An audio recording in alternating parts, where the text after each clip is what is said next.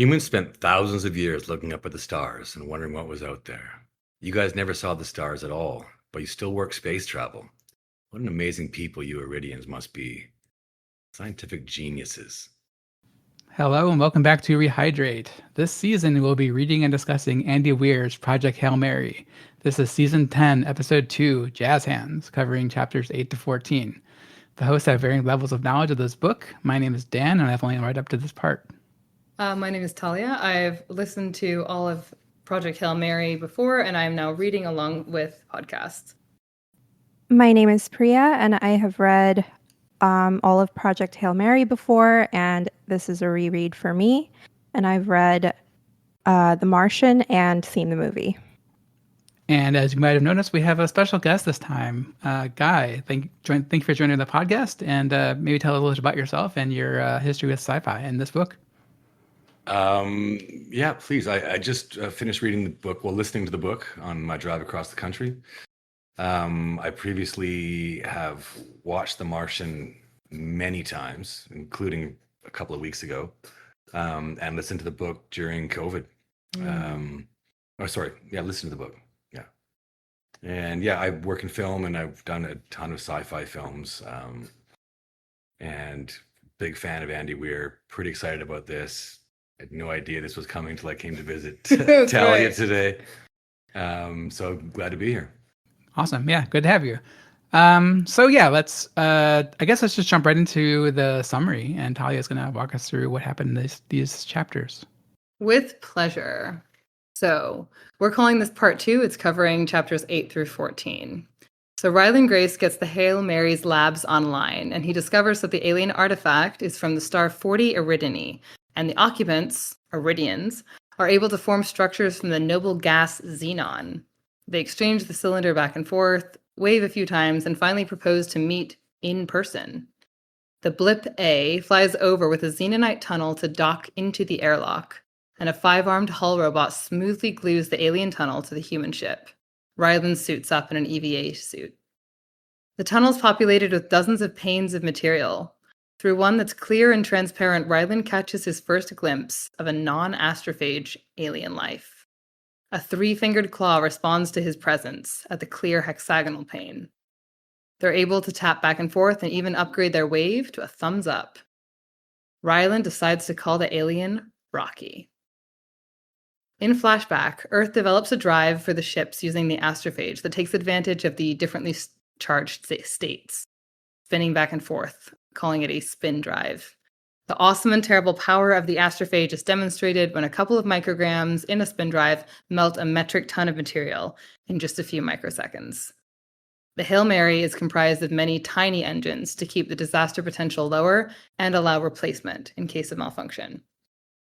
Strat organizes a meeting with the notorious Dr. Robert Riddell, who concocts a last-ditch effort to generate the energy to breed and enrich enough astrophage to serve as fuel. They will pave over the Sahara Desert with astrophage breeding tiles. This will massively heat up the Earth, which, in addition to purposeful acceleration of the greenhouse effect, Earth scientists hope to buy Earth enough time for the 26-year rescue voyage. Back on the ship, we meet the alien Rocky, and Ryland makes 3 big discoveries about Iridians. They have absolutely no overlap with the human visual light spectrum, making them blind to light. They have an advanced sense of hearing, singing their language, and determining qualities of the world around them through sounds. And 3, they can do jazz hands. Together, Grace and Rocky figure out that they are on the same mission, to save their respective planets, and so they begin a collaboration. Rocky boards Hail Mary with his own self-made life support system, and they test each other's social and biological properties and also the astrophage.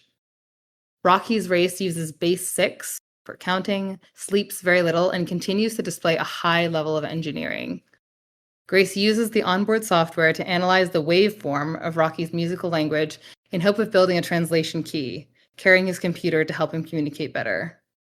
Rocky appears to have a vast memory capacity, perhaps even echoic, photographic, and does not record the vocabulary anywhere. They discover that the 2 of them are the only remaining members on board alive from their original cruise, and they share many experiences together. Grace is forced to deliver his first piece of horrifying news when he has to explain to Rocky that his entire crew's mysterious deaths were actually the predictable effects of radiation infecting their cells. Despite becoming an advanced spacefaring civilization, the Iridians had had no prior knowledge of radiation. Great, thank you. And now we forgot to do last episode, coming up with a list of characters that happen in this section of the book, and so Priya's going to walk us through those.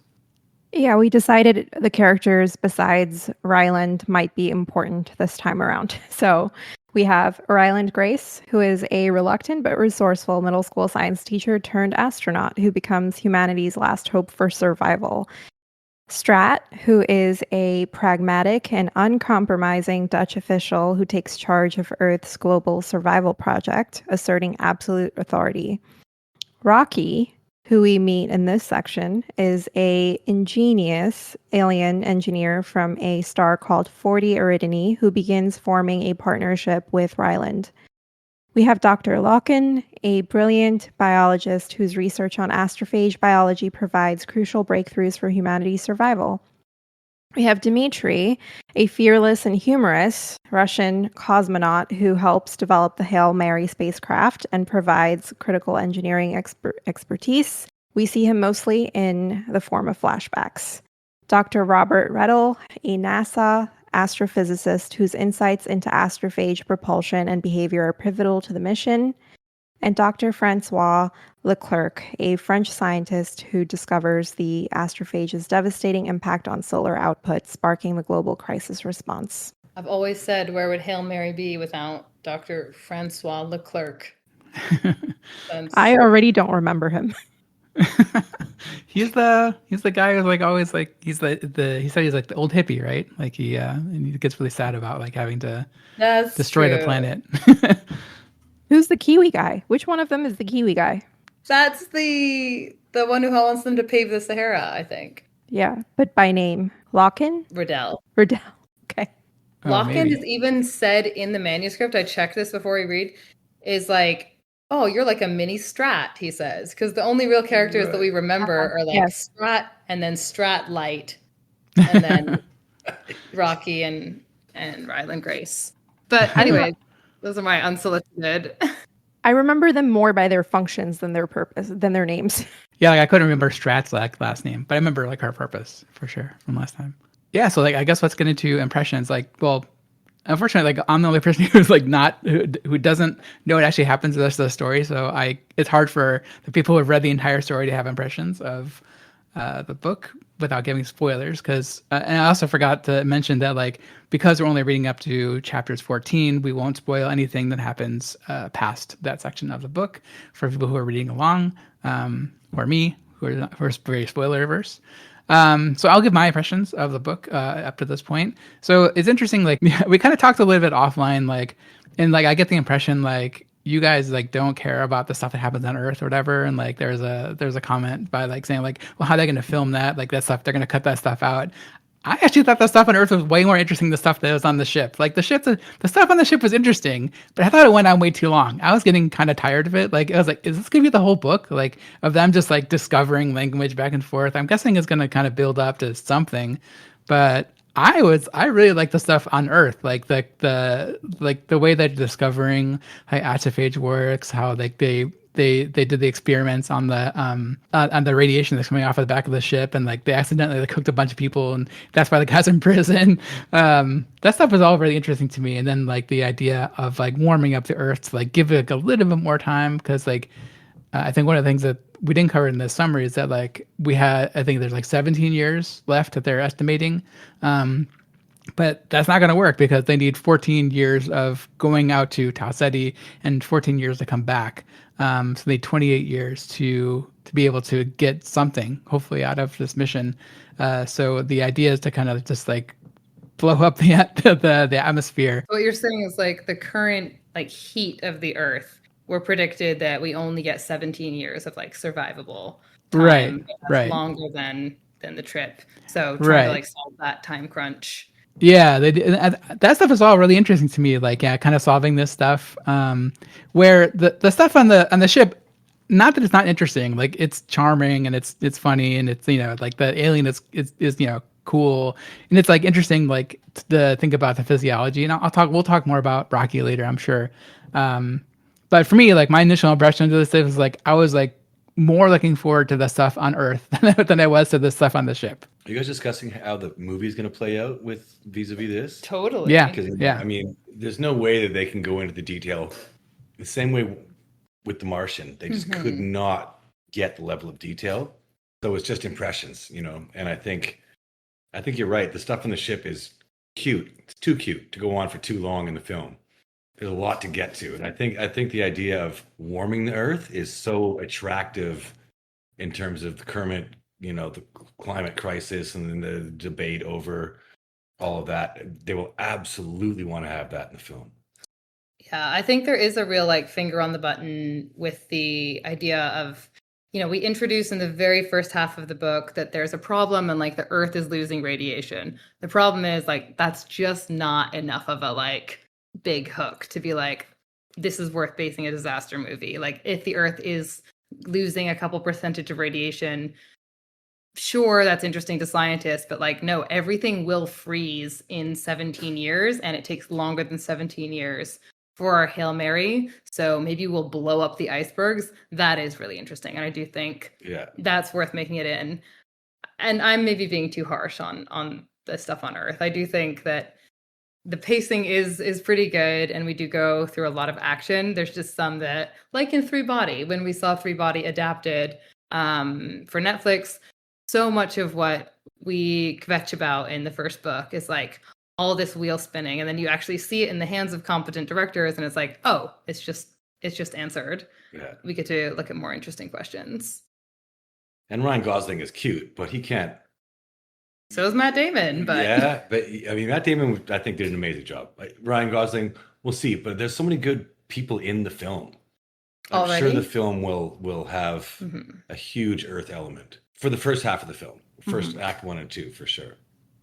Yeah, I wonder if they're gonna like. I mean, in my mind, I was actually picturing like when they're talking about the potential effects on Earth, like like we're talking about like everyone's gonna die because everyone's gonna freeze, and like we only have 17 years left or whatever. I was picturing like flash forward, like visualizations of like what that looks like, right? But rather than just talking about it around a conference table, like they were, like that actually they show like the Earth freezing and people dying, and I think starvation was like the biggest problem, right? it might happen anyway. They might fail. You don't know. You haven't read the book. That's my impression so far of like what like how they would film it. There will likely be an audiovisual presentation of what's going to happen. Oh, if you ever want to get funding, someone will stand up with them with a a remote control and be like, "Everyone, pay attention to the screen." Do you remember if you read The Martian? There's like whole like sections and sections of what Priya would call math on the page. That's all handled by Childish Gambino, Danny Glover. Yeah. He has this like brilliant autistic moment. He's like, no, we have to circle the moon. And he like runs up and like does everything in a very like Goodwill Hunting on a blackboard moment. And that's the real sort of like magic. Yeah. That's what I think we'll be able to see if we see any of this drama play out on Earth, is we'll see it paced a lot better than just all flashback. I think my favorite scene from the back on Earth moments was not even just the idea of melting the glaciers to rise sea levels. I think it was just the emotion in the scientists who have to do this thing, which is so counterintuitive to everything that they've been working on and their entire philosophy around trying to prevent a climate crisis, which up until that point was to stop the Earth from warming. And it's just, even if they know that they're doing the right thing, they know that there is something that feels destructive about it. And I love that he captured that emotion behind it. Because every time I want to think like he's just being so flippant in his tone sometimes, then he comes through with like a moment like this, and I'm like, okay, that rings so true to how a scientist would feel in a moment like this, and that I think is beautiful. And speaking more to the the timeline thing, like the way that the plot is arranged and like flashbacks to Earth, and then you have the present moment where he's trying to figure things out on the ship, is pretty tricky to write. And it is, I think it works. I think that you need to have a way of telling the backstory. And what's brilliant about it is also that you don't actually know what's happening in real time. Everything that's happening on Earth is based off of his memories of what happened before he left. So anything could be going on Earth right now, and you don't actually know what's happening. You just know the pieces that have been set in motion for when he's gone. And it's a mystery to you to know what state Earth is in right now. So I think that works really well because you're still caught wondering, well, what's going on right now? Well, you speak about tragedy, Priya. No spoilers, but I did cry when I listened to this book, and it was not from anything that happened on Earth. It was not from any flashbacks. One thing that I think got to me a little bit was the first time that Ryland Grace discovers what he thinks is like emotion in Eridani language, and it's like going an octave lower when it's like, yeah, the crew's all dead, like, and there's that hopelessness of like, sure, if you're a cynic, like it's functional for the plot to have it be a 1v1, but instead of starting with a crew of 4, he started with a crew of dozens, and not only are they all dead, like he has no idea why, and it takes like a 5-minute explanation for another spacefaring civilization to be like, oh, sorry, like actually if you had just taken this one step, if you just like put up radioactive barriers, it all would have been fine. And so I think those are the moments that really get to me when it's like something was so close to being safe or being okay and just didn't have the technology, didn't make those light speed ships in time. Well, and the double down on the emotions there is that he was this like outcast almost. Totally. He was like the guy who was in the bowels of the ship doing just, he wasn't running the show. He Just was stuff just that needs to get support, done. he was like the hired help. Yeah. And now he's the hope, the only hope. And, that pressure is beautiful. In our opening quote, we recognize, humanity reflecting that Iridians are brilliant, that they're ingenious. And yeah, Rocky himself says all the smart Iridians are dead. All the scientists are dead. Yeah. Like I'm just the guy who keeps the engines working. Which is beautiful. Double down. Yeah. That's right. Kind of parallels Ryland's own story, where he's kind of like the outcast of this scientific community for a long time. And he's kind of pulled into something that's much bigger and kind of he's way out of his depth with this whole thing. And so there is this parallel between the ones who get left behind, who now have to kind of find it in themselves to, come up with the answers when they weren't technically trained to be doing this exact thing. But it's, again, when push comes to shove, what can you achieve? And the fact that you see their brilliance come out in different ways because they have no other, like, I personally am such a nerd when it comes to like linguistics and stuff. And that's probably why I also loved the movie Arrival, which I knew it was going to get out. Yeah, it keeps coming to mind with this because obviously they have to teach each other how to communicate. And I just love all the different ways that people who think in terms of sci-fi envision alien communication happening. It's so brilliant to have this be, have him speak in terms of like musical notes and like whale song. That comparison to whale song is amazing.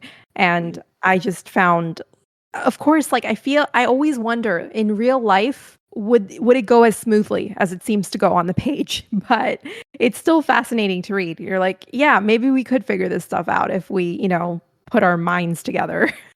Yeah, we were talking a little bit before, like we started about like how like I didn't even consider like the audiobook would like actually like vocalize the notes. Like I just like read it as like, this is like some approximation of how we speak, how they communicate. And then like I guess like talking about like we did last time, the audiobook versus the reading experience, like I think that would be an improvement also, because like you can kind of more viscerally understand like how they're communicating. Maybe you guys can talk a little bit more about how that's actually like done in the book. Like, can you differentiate the sounds at all between the different like phrases that he speaks, and like, and when they get to the point where he is sad, and like they talk about being an octave lower, can you tell from the audiobook? He's quiet for a moment, then says,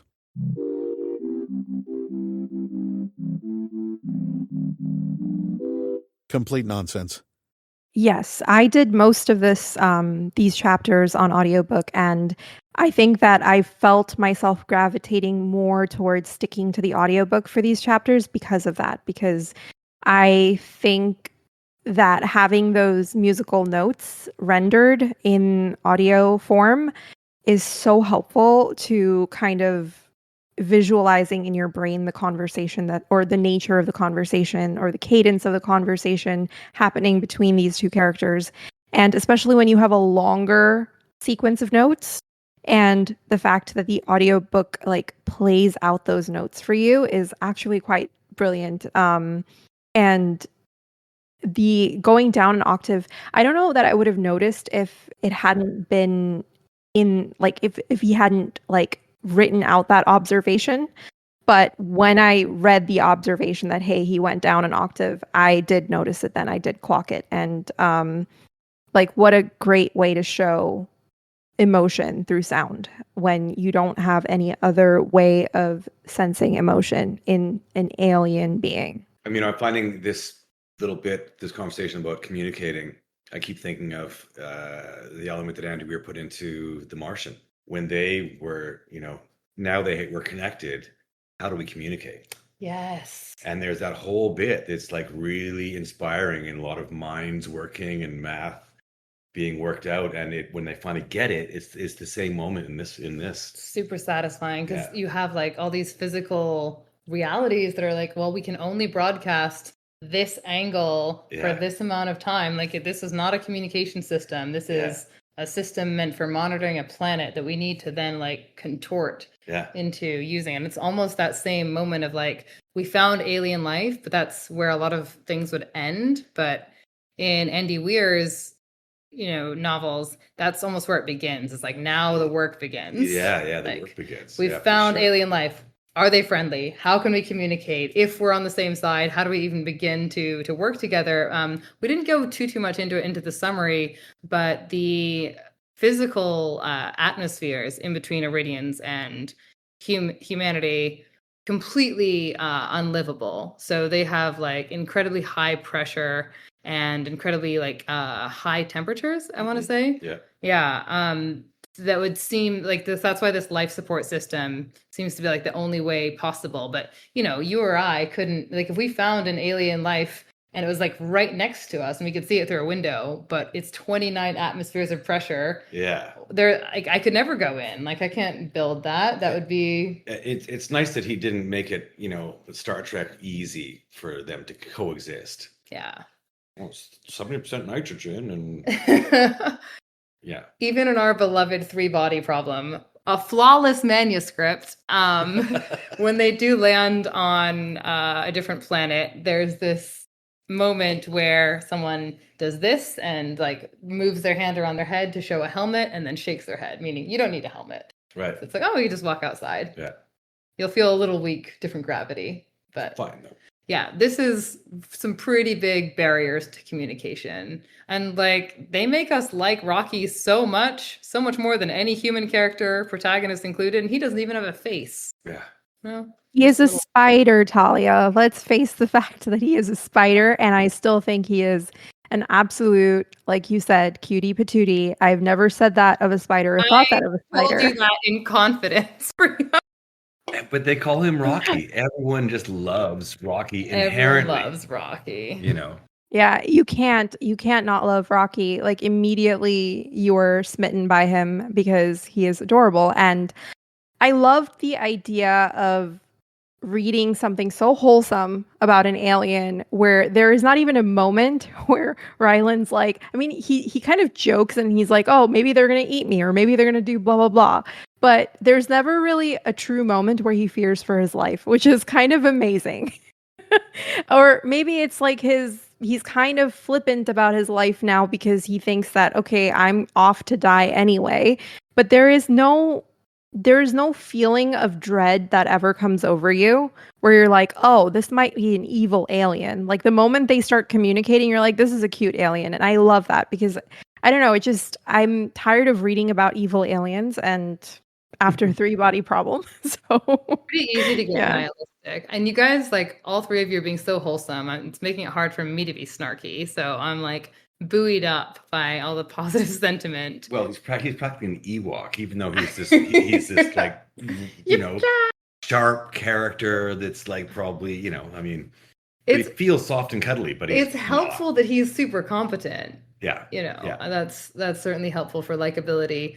But you did touch on something kind of dark, which Ryland has chosen to like not disclose, which is the suicide mission aspect. So he knows that it's a one-way trip. So maybe there is that recklessness of like, why bother worrying about if an alien's going to kill me? I'm here to die anyway. Maybe that's why. But he seems to have the same level of like concern or fear over like, man, these aliens are taking forever to answer. Maybe 1,000,000 years is like their lifespan. Maybe they just are expecting to wait 1,000 years. That's like an equally troubling proposition to him as like, does this threaten my life and are they coming to kill me? So it's a much more lighthearted tone. I think one thing that was interesting in the relationship, and not the relationship, but like the description of the species in general is that like, when you first read it, or when I first read it, like I was in the first couple of chapters, you kind of assume like that they're super advanced aliens and like they're like thousands of years of or millennia ahead of us in technology and everything.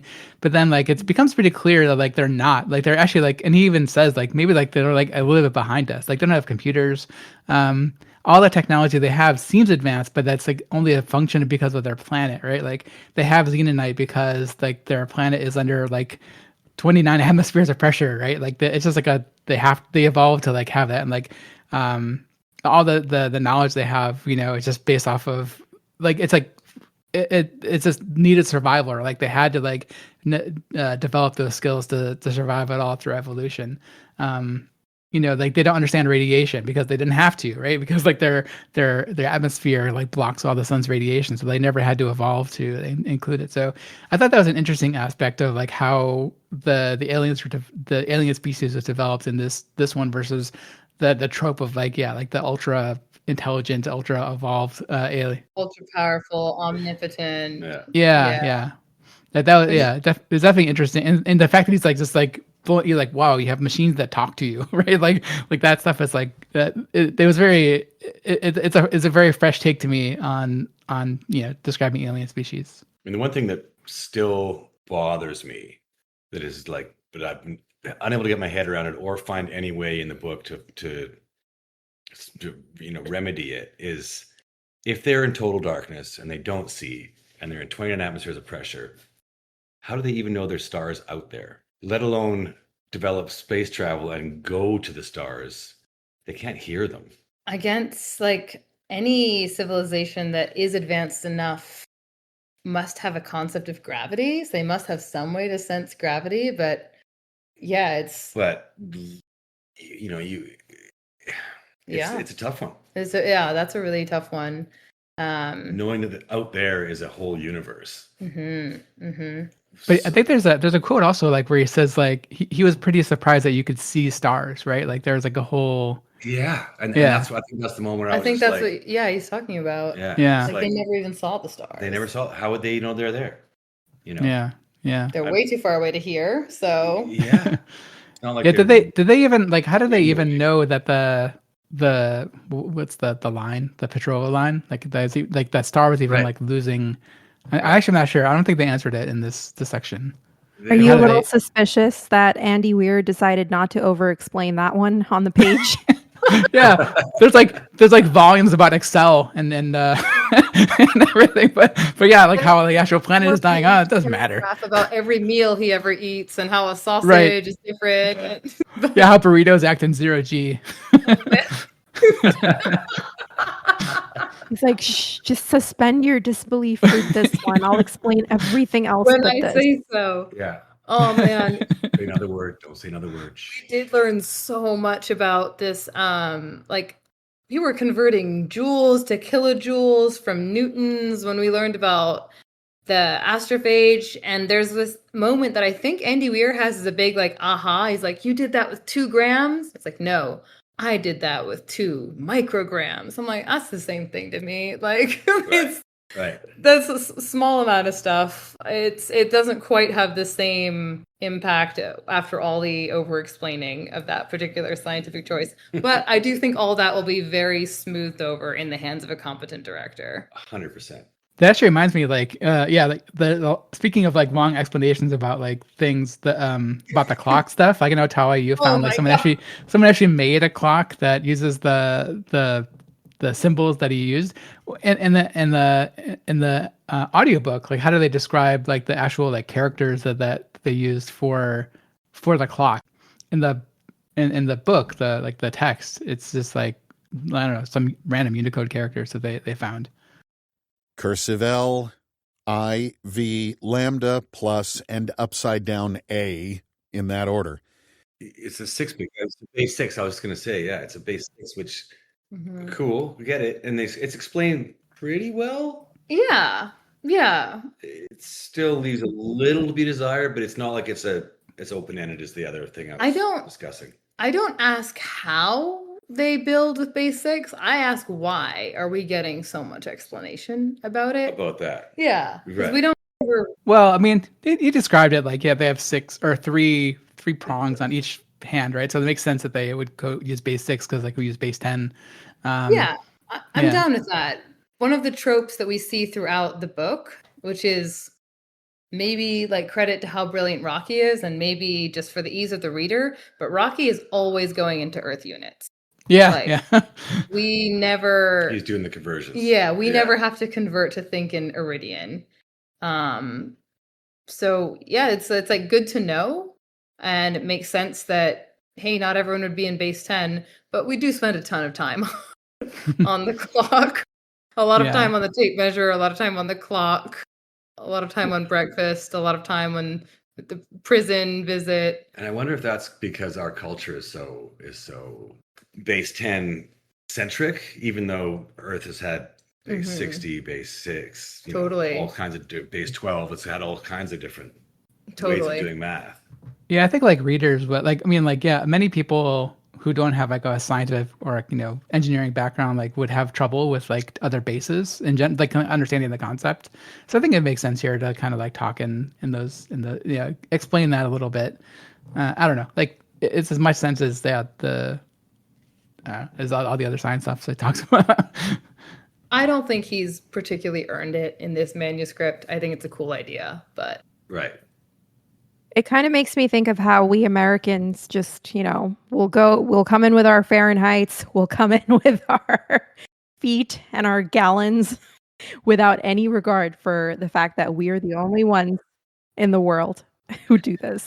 I wish I had pulled it. There was like some quote where he like made up some measure. Because he talks in his internal monologue, he talks a lot about like, metric versus imperial units. And like there's some quote there he was talking about like, some ridiculous unit of measurement. Both directors are first-time directors. Oh, you pulled it up. Yeah. Okay, freshman take. Yeah, I mean they're both producers of like animation. You want to announce them for our readers? Sure. One's name is Phil Lord. The other is Christopher Miller, and it looks like their main oeuvre is the Lego movie and the Spider-Man Into the Spider-Verse, which of course won an Oscar.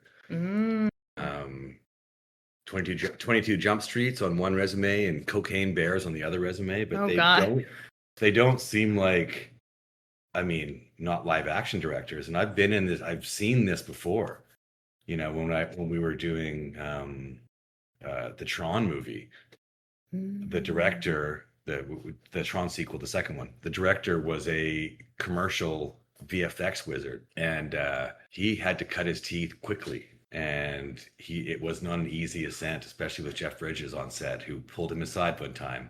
Set got cleared out, and he read the Riot Act. Wow. So this should be interesting. I mean, Ryan Gosling is a pretty veteran actor, but a good dude. It'd be interesting. One of the reasons we had more faith in the 3 Body adaptation is because people know Benioff and Weiss. We also had faith in Weiss and Benioff ruining season 8, so there was Oh. also that. Well, I That think they ruined it. debacle. They ruined it before that, but yeah, like like we all had faith in their ability to adapt known source material. They Yeah, said that they would spend the finale of Game of Thrones drunk and far away from the internet. I'm like, so you don't even have faith in you. Did they really say that? Oh yeah. Oh my gosh, let me find it. I believe you, but I'm just like laughing because like they totally knew, and that's the key words. They know how to adapt written source material. They might not be the best at writing, but I don't know. I feel like I have faith in this movie because I feel like, I mean, how can they botch this, right? How can they really botch this? I don't think they can. Oh, they found a way. Yeah, I mean, I don't think I can form an opinion like if it's filmable yet until I finish the book, because like yeah, like as I'm reading this, it's like are they going to spend like an hour like on him just like figure out how to communicate between each other? Like that's not like they're gonna have to condense that a lot for a viewing audience. Montage. Yeah, for real. Yeah, it's going to be. I mean, who's the producers? That's going to be key. Is who's the producers? So the writers. Andy Weir is one of the writers. Okay, so Oh, is he's he? involved. Godard. Oh no, it doesn't say screenplay. It just says novel. So Eh. let's see who the producers are, because that could make a huge difference in this one. Like when Steven Spielberg adapted Ready Player One, I was yeah. God, I hated that. I loved the book. You loved the book? Did you read it? I did read it. Yeah, Did you- it's on the book. It's on the bookshelf over Did there. you like it? I loved the idea of what it was trying to do. Yeah. I didn't think Ernest Cline had quite the note to pull it off. I thought there was a lot of potential. Yeah. There was a lot of potential for a cinematic, like there's some great cinematic moments in the book. None of them are in this movie. Correct. That's true. There were missed opportunities, but there were also some pretty cringy moments in the book that we Yeah. thankfully sidestepped. Yeah. But a lot of the cringy moments in the film were not sidestepped. Yeah. I hated that movie. I should just Yeah, throw me in my too. opinion. I didn't read the book though, but I hated the movie, and then that makes me not want to read the book actually. Rarely have I been more disappointed in a movie than that one, especially, I was excited because it was Spielberg. I thought, okay, he's going to I crush thought this. Spielberg, means a mark of quality, but I do think a lot of people, well, as evidenced by people on this call today, are reading Hail Mary because the movie's coming out. Yeah. And this one is for sure worth reading the book, because who knows what they're going to do to the movie. I know. I mean, it could go anywhere. We saw the trailer. All three of us watched the trailer together, and we're like, "Oh, that's basically the entire movie." Yeah. So, what remains to be told? We'll see. So, In the woods. So one of the main producers was the writer on The Martian and the writer on Cabin in the Woods and Bad Times at El Royale, which I worked on. I don't know. I mean, based on seeing all that, my hopes have been a little maybe stepped on a little bit. Okay. I want something good out of this. I really do, but we don't have Ridley Scott at the helm. Do Like not The have Martian is Ridley one of my Scott. favorite films, and you talk about crying for this, I weep. You know the moment I'm talking about when I wept? I think so. Yeah, he Yeah. doesn't, but Yeah. we'll do a spoiler cast without you, Dan. I haven't actually even seen the Martian either, so I guess I should Oh at my some gosh, point. Dan. I've seen The Martian. No. Oh man, it's one of my favorite films. It's in my top 10. Yeah. Wait, have you read the book, Dan? The No. Martian? Ah, maybe after this you will. Yeah, I have no knowledge of Andy Weir's catalog. I think it's just this in The Martian. He has another. That's he, all he's done. Yeah. He has like some very amateur books, Artemis something, but Yeah. Yeah. no one's really read it, nor should they. Except you have, and you have some opinions about it, don't you? Yeah. I haven't read it. I've skimmed it. There's one other thing I want to talk about with relation to Rocky itself, but I think Oh, we right, didn't this cover it. book. Yes. Yeah, we didn't cover it in the summary.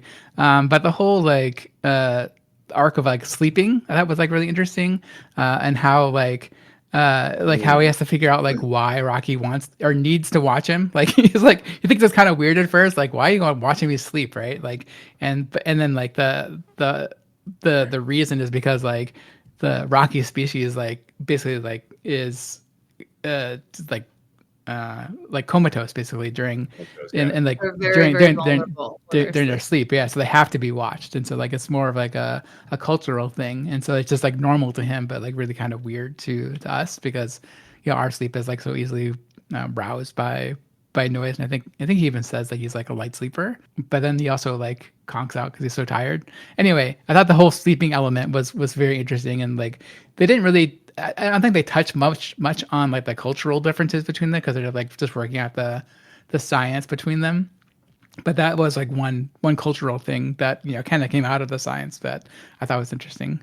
I mean, I think it could be a crossover. I think if we ever got a chance to see more of like Iridian structure or how they engineered their ship, I bet that in their literature, one of the things you need for survival is another member of your species. Like if you are going on this journey, it's necessary to have someone to watch you. I bet that that's just part of their survival. And so it makes it even more terrifying to be like, it's not great to wake up alone as a human with dead crewmates, but how much worse would it be if you've always been watched? Yeah, and the fact that he like the rest of his crew died, right? Like that puts him even in a more precarious position, right? Because like Totally. like he's the only one, so like no one could even watch him sleep, so like he's even more vulnerable. Yeah, I didn't think about that, but that's an interesting take. And once he explains that, it becomes even more like you think back to the moment when he explains that when he gets angry at him for being late because he overslept and he's kind of shaking his fist at him and he's just like, oh, he's angry because I'm late, but maybe he doesn't understand how sleep works for humans just yet. So it could totally be plausible that he's under the impression that humans may also be vulnerable when they sleep. Oh, you were just off dying, yeah, without letting me watch you. So I'm like, he's literally worried that the guy could have gone off and died. And that makes it so sweet in retrospect to think about his reaction to that moment and understand it better after he explains. And I thought that was so heartbreaking and heartwarming that because I don't think we find out how much time. Do we find out how much time Rocky has spent by himself? Because how long has he been sleeping alone and not knowing if he's going to wake up? And now he finds this other creature who is to him an alien. And in the most unlikely way, you form a friendship where you can have those vulnerabilities shared and exposed, and then a friendship that kind of fulfills that need, which is kind of crazy to me to get that from like an alien species, right? I have two notes for that, Priya. First is from one of my favorite series, which is on Amazon Prime, and it's called Patriot. And our poor protagonist is bereft of all sorts of help and is in like increasingly terrible situations. And the person he thinks is an ally is like, I don't know, man. I don't know if I can really be much help to you. Sorry. And his response is like, well, are you better than no help? Like, oh, yeah, well, that's what I've got right now. So if you're better than no help, that's what I need. You may be an alien, but I'm all alone for, I guess I won't reveal to Dan how long, but many, many moons. Yeah, heaping long time. Oh, and the other thing, Priya, I'm going to send you one of those YouTube videos of the people who put GoPros on their dog's head so that the dog just like goes to where their master left at the door and then goes to the window to wait for them and back and forth for 8 hours. Do you really just want to make me cry? Is that why you're telling me all of this stuff? You want the next like 48 hours of my life to just be all tears? Maybe one day they'll come home and they haven't Oh left my the house God. forever. This is gut-wrenching. What the hell? Cats don't care. I have a cat. She doesn't care if I'm gone. I think she realizes I was gone once I come back, and then she's like, "Oh, you're back." You're back. Thought you were just hiding. No, the only other comment I had, because thank you, Dan. I really enjoyed the stray observations that you mentioned once we like talk about the adaptation and the summary, is that there are these little foreshadowed parts. And I'm noticing that a lot in the reread, where I won't say anything that is spoiled for the future, but we notice that like the Xenonite tunnel is like really blotchy and discolored, and Rocky does wear clothes, but those are also discolored. And those are both sort of like clues that like, oh, he can't see, you know? There's an aesthetic sense here, but sight is not part of it. And there's a few sprinkled throughout the summary for things that might come to fruition in the future. And the clear hexagon Exactly. was purely an accident. It's just, yeah, you just like, oh, you chose that one. Yeah. And turns out that's the one you can just see through. You can see through it? You can do what? You guys can hear light? Huh? That's crazy. Yeah. So hard to explain an entirely new sense. Yeah, the hearing light quote was interesting. Yeah, like when he like that's how he like thought about it. Yeah, I thought that was also like a interesting part too. Like where like yeah, like you said, like it was an accident that he chose. He just happened to choose the one that's clear. And he didn't like Rocky had no idea. Didn't even put any thought into that. He just like put a couple different materials that might be interesting. And it's also interesting that like Rocky can potentially even see, quote unquote, see all the ship because of his ability to hear sound. It like reminded me of like, I don't know if you guys have played The Last of Us or any of those like video games where you can like go into the listening mode and you can like see the environment around you. That's what it reminded me of. Video game mode. Yeah, basically, yeah, because you go into listening mode and you can like radar like all the people around you. And like that's how I envision Rocky's perception of things. I haven't played Last of Us yet, but I'm about to. Yeah. I'm about to start working on the show. Oh yeah, it's good. It's better than good. It's great. Okay, well, do we have any more things to talk about for this book? Any other observations or comments or anything? I'm excited to see where you guys go with this podcast because, I mean, I've got so much to say about later on, but I can't really say anything right here. We're halfway through. Okay. Yeah, halfway through. Two more weeks. Come back when you get to there, because I've got a few, especially how it will relate to the film. Maybe the finale, so Sure. you don't need to worry about any spoilers. Sure, yeah, totally. Yeah, And we can just talk freely.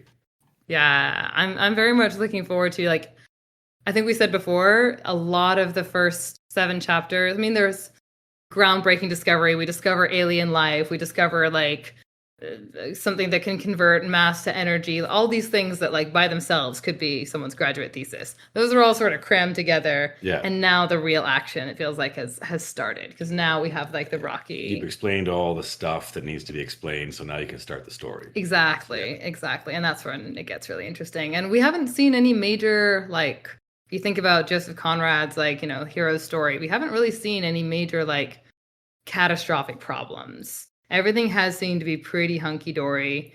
I mean, everyone dying from radiation sickness is sad, but It's sad. And the Earth, going extinct, and but otherwise, pretty good. But again, we don't know if Earth is extinct. We don't know if we can succeed. We don't know if like astrophage are suddenly poisonous. Like, we haven't faced anything like that's really going to test us. So I think as we get into the story, we actually see a lot more action. True. Yeah, I like it seems like the science is getting like more and more shorthand. Like he says he understands like without looking on his spreadsheet like what he's saying, and like they can kind of converse more back and forth. So I'm looking forward to like not being so labored, like the communication, and just like kind of then working on whatever the problem is they're there to solve. It's true. Right? It's not very interesting to read every 4 pages. Oh, it looks like do means yes. Yeah. Like, Right. if you say so. Right. Yeah. Thumbs up. Jazz hands.